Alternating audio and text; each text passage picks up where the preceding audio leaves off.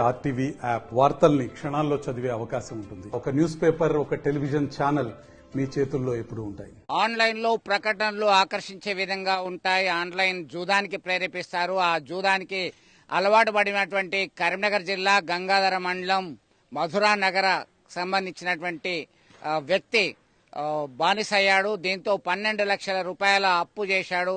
ఢిల్లీ సమీపంలో ఉన్నటువంటి నోయిడా ప్రాంతంలో ఆయన ఉరివేసుకుని ఆత్మహత్య చేసుకున్న సంఘటన కలకలం సృష్టిస్తుంది. దీంతో సమాచారం అందుకున్నటువంటి తల్లిదండ్రులు కుమారుని మృతదేహాన్ని తీసుకొచ్చి శోకసప్త హృదయంతో అంత్యక్రియలు పూర్తి చేశారు. నాగుల లక్ష్మీ లక్ష్మణ్ దంపతుల యొక్క కుమారుడు ఆయన ఇంజనీరింగ్ పూర్తి చేశాడు. ఆ పూర్తి చేసిన తర్వాత పృథ్వీ అనేటువంటి ఇంజనీర్ ఉద్యోగం చేస్తూ ఆన్లైన్లో జూదానికి అలవాటు పడ్డాడు.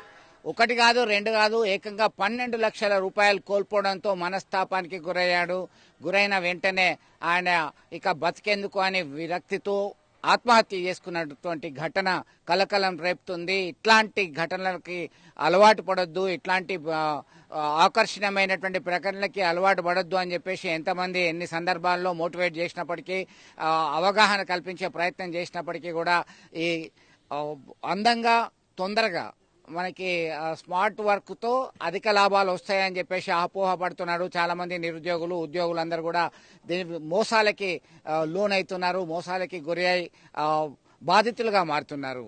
చాలా మంది అవమానాలను ఎదుర్కొంటున్నారు.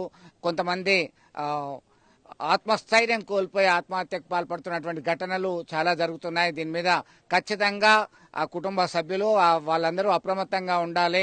ఏదైనా ఇబ్బంది ఉంటే స్థానికంగా అందుబాటులో ఉన్నటువంటి పోలీసులను సంప్రదించాలి అని చెప్పేసి సూచిస్తున్నటువంటి పరిస్థితి. ఇలాంటి వేధింపులకి, ఇలాంటి ఆకర్షణలకు గురి కాకుండా ఉండాలని చెప్పేసి కోరుకుందాం. వీడియో జర్నలిస్ట్ సుమంత్తో కలిసి చంద్రశేఖర్, ఆర్టీవీ, కరీంనగర్ నుండి. లేటెస్ట్ అప్డేట్స్ కోసం వాట్సాప్ ఛానల్ ని ఫాలో చేయండి అండ్ లింక్ డిస్క్రిప్షన్ లో ఉంది.